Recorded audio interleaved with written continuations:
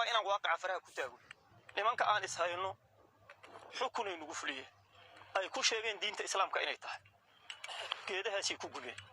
guryahaasay ku gubeen masaajiday ku dumiyeen haddii waxa sharciga islaamka ay ku bannaan yihiin cid kastoo daliil u hayda waxaan rabnaa inay ka hadasho cid kastoo daliil u hayda in waxaas diin islaam tahay sidaa halkaas taalo duqdaa 5 xabadood ay ku dhifteen dameerna waa ku dhifteen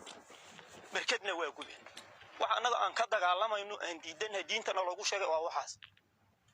waxaan u dagaalamayna waa inaan diidno wixii ilaahay yiri diida waxa aan doonaynana waa waxa oo amarka aan qaadaynana waa kii rab cid aan rajayhayno inay naga saarto dhibta waa alle dawladda waxaan ka rabnaa fursadii ay dawladahan lahayd annaga laakiin diin ahaan aan u dagaalamayna oo marna rabna aan hubka iska dhigno qiyaamo soo ku xiran yahay qoriga aan sidana ayaga kuwa soo xiray waxaana lagu xukumay dhammaan in la dilo waxaana lagu xukumay dhammaan in la dhaco waxaana lagu xukumay dhammaan in la gubo dhulka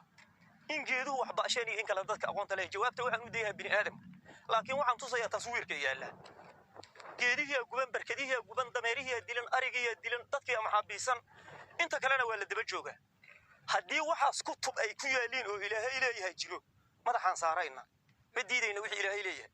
haddii wixii ilaahay diiday waxaan ku diidnay wixii ilaahay ku diidi mayno dooqanaga wax